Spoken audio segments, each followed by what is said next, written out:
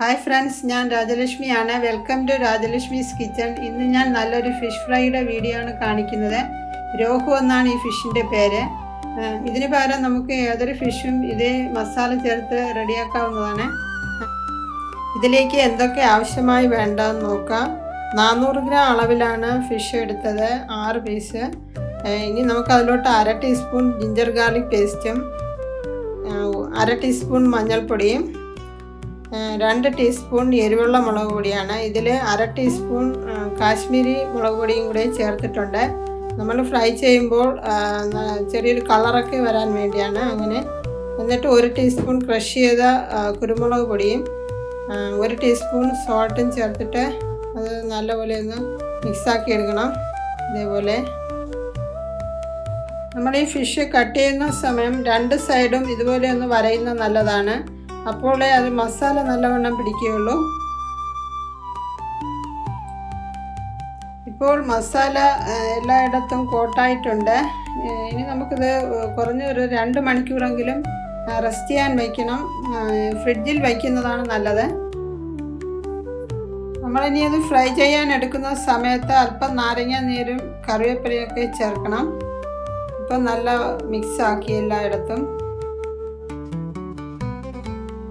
ഞാനിപ്പോൾ അത് റെസ്റ്റ് ചെയ്യാൻ വെച്ചിട്ട് ഏകദേശം 3 മണിക്കൂർ വരെ ആയി. ഫ്രിഡ്ജിലാണ് വെച്ചിരുന്നത്. ഇനി അതിലോട്ട് കുറച്ച് നാരങ്ങ പിഴിഞ്ഞൊഴിക്കണം. കൂടാതെ കറിവേപ്പിലയും ചേർക്കണം. ഇതേപോലെ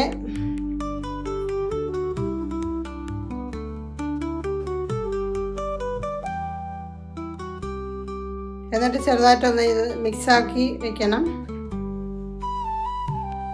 ഇനി നമുക്ക് ഫിഷ് ഫ്രൈ ചെയ്തെടുക്കാം. ഫ്രൈയിങ് പാൻ നല്ല ചൂടായി വന്നതിന് ശേഷം അതിലോട്ട് ഓയിൽ ഒഴിക്കാം. 4 ടേബിൾ സ്പൂൺ ഓയിലാണ് ഒഴിച്ചത്. ഇത് വെജിറ്റബിൾ ഓയിലാണ്. ഇതിന് പകരം സൺഫ്ലവർ ഓയിലും എടുക്കാവുന്നതാണ്. എന്നിട്ട് മീഡിയം ഫ്ലെയിമിൽ വെച്ചിട്ട് 4-5 മിനിറ്റ് സമയം എടുക്കും ഇത് ഫ്രൈ ആയി കിട്ടാൻ. ഇതുപോലെ ഒരു വശം ഫ്രൈ ആകുമ്പോൾ തിരിച്ചിടണം. ഇപ്പോൾ ഫിഷിന് നല്ല ഫ്ലേവറൊക്കെ ഉണ്ട്, കറിവേപ്പിലയുടെയും ഒക്കെ. ഈ ഫിഷ് ഫ്രൈ ഊണിനോടൊപ്പം കൂടാതെ ചപ്പാത്തിയോടൊപ്പം ഒക്കെ നല്ല ടേസ്റ്റാണ്. ഇതിനു മുന്നേ ഫിഷ് വെച്ചിട്ട് കുറേ വെറൈറ്റി ആയിട്ടുള്ള ഡിഷസൊക്കെ അപ്ലോഡ് ചെയ്തിട്ടുണ്ട്. പ്രോൺസ് തവ ഫ്രൈ, പ്രോൺസ് ഗീ റോസ്റ്റ്, കൂടാതെ പ്രോൺസ് വെച്ചിട്ട് ബിരിയാണി, കണവ റോസ്റ്റ്, ഇങ്ങനെയുള്ളതൊക്കെ. അതൊക്കെ കണ്ടിട്ടില്ലാത്തവർ ഒന്ന് കണ്ടു നോക്കണേ. ഈ ഫിഷ് ഫ്രൈ കഴിക്കുമ്പോൾ പുറമേ ക്രിസ്പിയും ഉൾവശം നല്ല സോഫ്റ്റുമാണ്.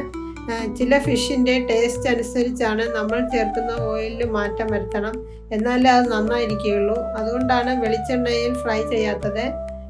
ഇന്ന് എന്നെ സംബന്ധിച്ച് ഒരു സ്പെഷ്യൽ ഡേ ആണ്, മാർച്ച് 26. അതുകൊണ്ടാണ് ഞാൻ ഈ വീഡിയോ ചെയ്യാൻ കാരണം. എൻ്റെ യൂട്യൂബ് ചാനലിൽ തുടങ്ങിയിട്ട് ഇന്ന് 3 വർഷമാകുന്നു.